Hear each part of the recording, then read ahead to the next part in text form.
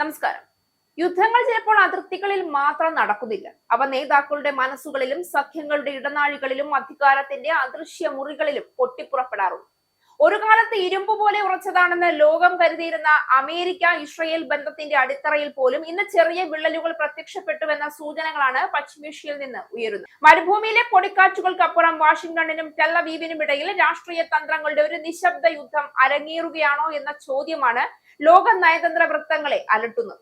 ഇറാനെതിരായ സംയുക്ത സൈനിക നടപടികൾക്കു ശേഷം പശ്ചിമേഷ്യ സമാധാനത്തിലേക്ക് നീങ്ങുമെന്ന പ്രതീക്ഷകൾ ഉയർന്നിരുന്നു. എന്നാൽ യാഥാർത്ഥ്യം അതിന് വിപരീതമായി. ഇറാനെതിരായ ആക്രമണങ്ങൾ മേഖലയിൽ സംഘർഷം കുറച്ചില്ല.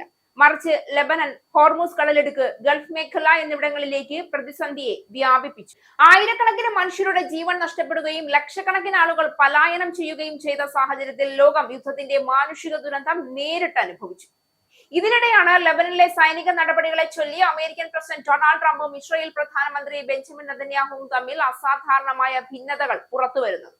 ബെയ്റൂട്ടിലേക്കുള്ള ആക്രമണം വ്യാപിപ്പിക്കാനുള്ള ഇസ്രായേൽ നീക്കങ്ങൾ ഇറാനുമായുള്ള ചർച്ചകളെ തകർക്കുമെന്ന ആശങ്ക ട്രംപ് പ്രകടിപ്പിച്ചുവെന്നാണ് റിപ്പോർട്ടുകൾ സൂചിപ്പിക്കുന്നത്.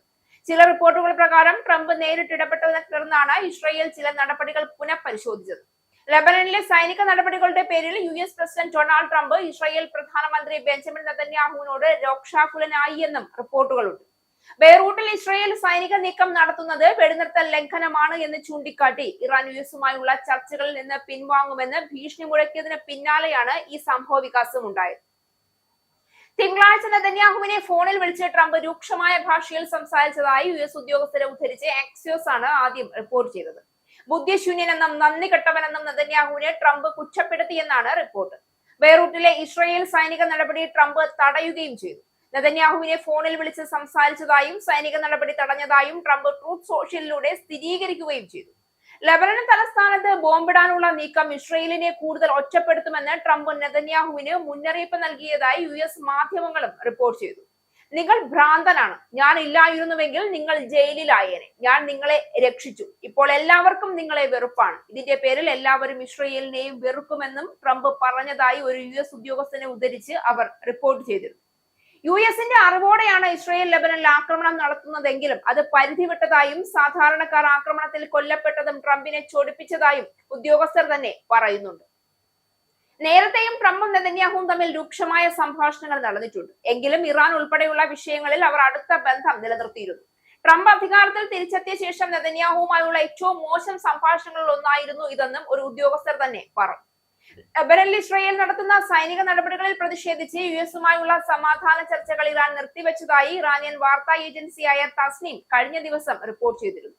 സയനിസ്റ്റ് ഭരണകൂടം ലെബനനിൽ തുടരുന്ന കുറ്റകൃത്യങ്ങളും ഇറാൻ US വെടിനിർത്തൽ കരാറിലെ പ്രധാന വ്യവസ്ഥകളിലൊന്നായ ലെബനനിലെ വെടിനിർത്തൽ ലംഘിക്കപ്പെട്ടിരിക്കുന്ന സാഹചര്യവും പരിഗണിച്ചാണ് ഇറാന്റെ നടപടിയെന്ന് റിപ്പോർട്ടിൽ വ്യക്തമാക്കുന്നുണ്ട്. എന്നാൽ ചർച്ച നിർത്തിവെച്ചതായി ഇറാൻ ഔദ്യോഗികമായി പറഞ്ഞിരുന്നില്ല. അതേസമയം വെടിനിർത്തൽ ലംഘനത്തിന്റെ അനന്തരഫലങ്ങൾക്ക് അമേരിക്കയും ഇസ്രായേലും ഉത്തരവാദികളാണെന്ന് ഇറാൻ വിദേശകാര്യ മന്ത്രി അബ്ബാസ് അരാഗ്ചി മുന്നറിയിപ്പ് നൽകിയിരുന്നു എന്നത് വാസ്തവമാണ്. ട്രംപിന്റെ ഇടപെടലിന് പിന്നാലെ ഇറാൻ US ചർച്ച പുനരാരംഭിച്ചതായി CNN റിപ്പോർട്ട് ചെയ്തു. ചർച്ച തുടരുന്നതായി ട്രംപും അറിയിച്ചു.